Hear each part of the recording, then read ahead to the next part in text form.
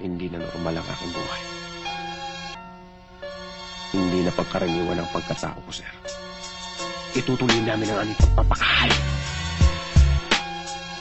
At hindi titigil ang mga mananabas hanggat hindi siya napapatay.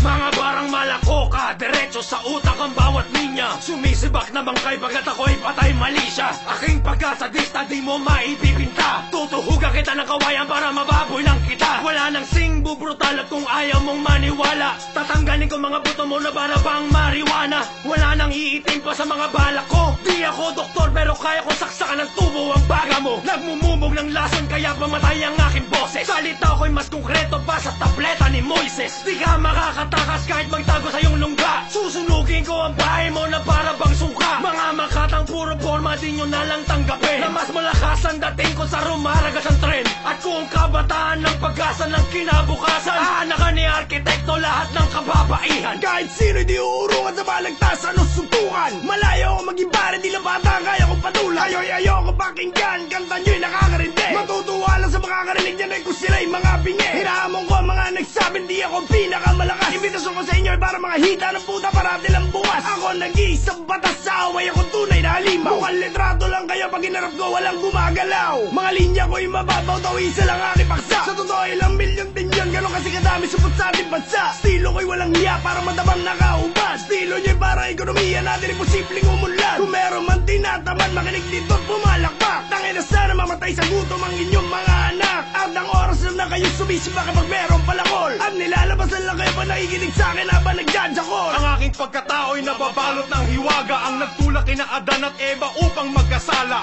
Di lang namiminsala, tikman niyo ang dilubyo. Saan man ako magtungo, nakabuntot ang bagyo. Pagkagat ng dilim, ngipin ko'y tumatalas. Buhok ko'y nabubuhay, dumudulas, nagiging ahas. Mga pula ang tagapagligtas, kayo'y aming ipapako kapag nag-cross ang ating mga landas. Bawat lukso ng dugo, lalong tumitindi ang uhaw. Sa kwarto ko namumugad ang mga kaluluwang ligaw. Kung kayo sa Pasko, naghahanda ng hamon, ako naman tuwing Pebrero busog sa pusong mamon. Walang sinasanto, di ako relihiyoso. Sinaksak ko ang obispo gamit ang krusipiho. Talata ko'y nagsisilbing sumpa, tinitigan kong itim na Nazareno hanggang sa ito'y namutla.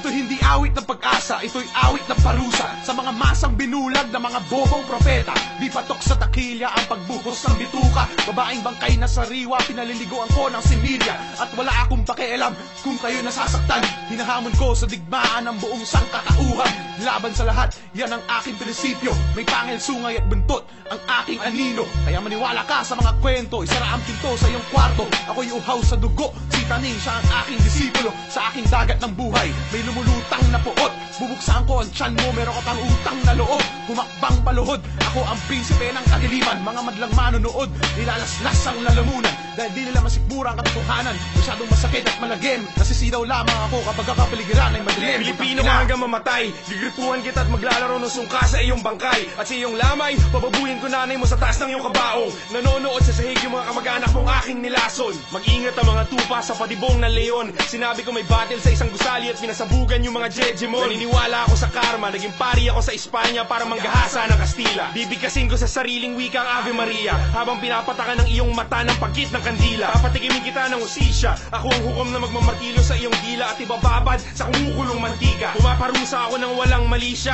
gusto ko lang ipaalam na nagkamali siya. Wala ka nang babalikan, abo na ang nakaraan. Ang hinaharap ay isang madilim at baluktot na daan. At sa kaduluduluhan ng daan na iyon, naghihintay na ang bangin para sa iyong pagtalon. Sa grabe ng jutsu ko, todo opo yung kapre. Bumaba mula sa puno at nakitulog sa garahe. Ako'y masiraulot, sinungaling pa sa paborito mong praile. Mambumuntis ng madre at sasabing aksidente. Gigil na nagwawala kapag ako'y nawawala. Hahanapin ang tiyanak para lang pantayan ng paa. Pausong takaw tulog nakahiga sa bubog. Kung yaring tulo-uhog, biglang hatsingan ng bangungot. Ako'y tipong akyat bahay at aangal kapag naunahan ng manananggal. Pero makikihati na rin ako para magpakita ng mabuting asal. Sinasampuhay ko lahat ng elemento ng mundo.